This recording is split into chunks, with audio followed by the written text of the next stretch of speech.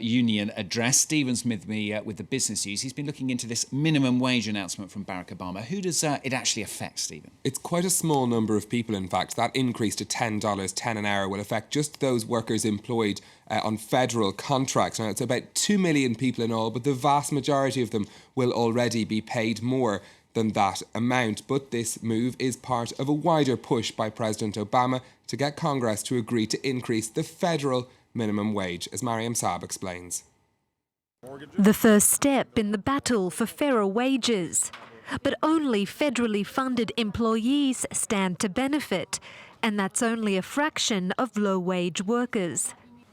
Currently set at $7.25, Obama is hoping to raise the federal minimum wage to $10.10 by the end of his term in 2016. But progress hinges on bipartisan agreement, as any changes must pass through Congress. And for now, proposals to lift minimum wage for all eligible workers have stalled. But even if the US were to raise the minimum wage, it would still fall short of France and the United Kingdom. US lawmakers are concerned about the impact of such a change on growth, worried that higher labour costs may make investors turn elsewhere. But with job growth up and state unemployment benefit claims down, the labour market has shown signs of improving.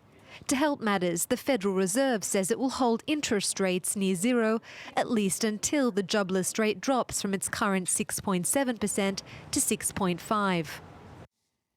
Now we're going to stay in the US. Authorities in New York, in fact, they've been talking about how they might regulate the digital currency. This is Bitcoin, of course. Yeah, it's been one of the big things about Bitcoin is that it's not regulated by anyone, no central bank or government authority.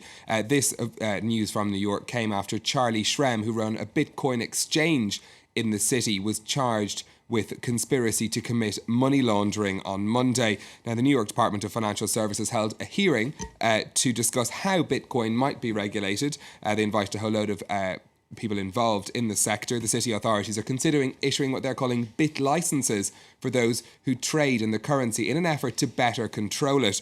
Bitcoin's value has exploded in the last year, hence the increased interest in it. One Bitcoin is worth about $825. But its volatility is just one reason why authorities are keen to control it.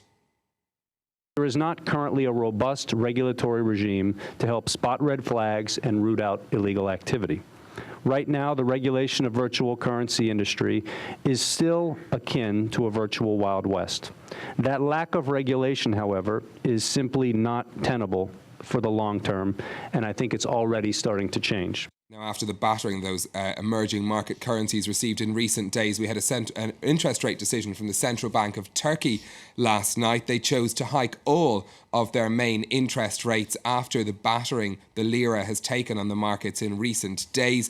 Overnight lending rates went up from 7.75% to 12%, while the overnight borrowing rate went up from 3.5% to 8%. Now, the idea behind this is to try to bolster the lira, which has fallen massively to record lows against the dollar. On Monday of this week, it did rise slightly after those efforts from the central bank, but just the latest step we've seen from emerging market economies trying to stabilise their currencies. And of course, that's been really the major issue, hasn't it, affecting the markets this week? Yeah, India took a very similar decision to Turkey, in fact, yesterday, which had affected the markets on Wall Street. In Asia today, there's certainly a bit more confidence around. As you can see, the Nikkei closed up 2.7% in Tokyo. Investors watching very closely the Federal Reserve meeting, which will conclude later today. We'll find out whether or not they're going to reduce their stimulus program to the American economy any further. Just a note too on Nintendo, which announced just after the close of the Nikkei its results. It says net profit dove by 30% over poor sales of the Wii U.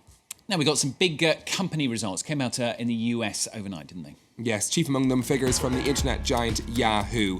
They announced their revenues fell 6% in the last 3 months of last year as the prices for online advertisements fell.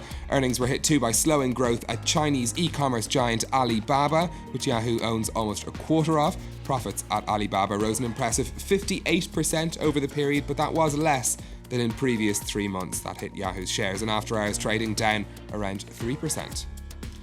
Nissan has announced that it sold 5.1 million cars last year, up 3.3% on 2012. That means combined sales with its French partner Renault rose by 2% to almost 8.3 million vehicles, a new record for the alliance. The results confirm Renault-Nissan's place as the world's fourth largest car maker. And the Swiss pharmaceutical giant Novartis has warned of lower sales this year due to increased competition from generic drugs. The drug maker lost its patent on the popular blood pressure drug Diovan last year. It expects the generic rivals may now knock as much as $3 billion off its sales figures in 2014. Now then, finally, do you like your wine? If so, this is one for you. The Chinese, they've stolen rather an important title, haven't they, from the French? Yes, this according to a survey from the Wine and Spirits Association Vinexpo. They say that China has overtaken France as the world's #1 consumer of red wine. Their research found the Chinese drank almost 1.9 billion bottles of red wine last year. That's up over 130%. In the past 5 years. It does, though, put France in second place, Italy in third. Vinexpo says it's down to both the increased wealth on the part of the Chinese, but also a preference for the colour red, because in Chinese culture it's the colour of good luck and good fortune, which explains why red wine sells better than white. Excellent stuff. And it also explains your wonderful words there, Stephen, which we have to point out, because that's very clever, isn't it? Thank you, I tried. Que sera, sera. He tried. Whatever will be, Stuart. We like it very much. Stephen Carroll at the business desk. He's a bit of a word master.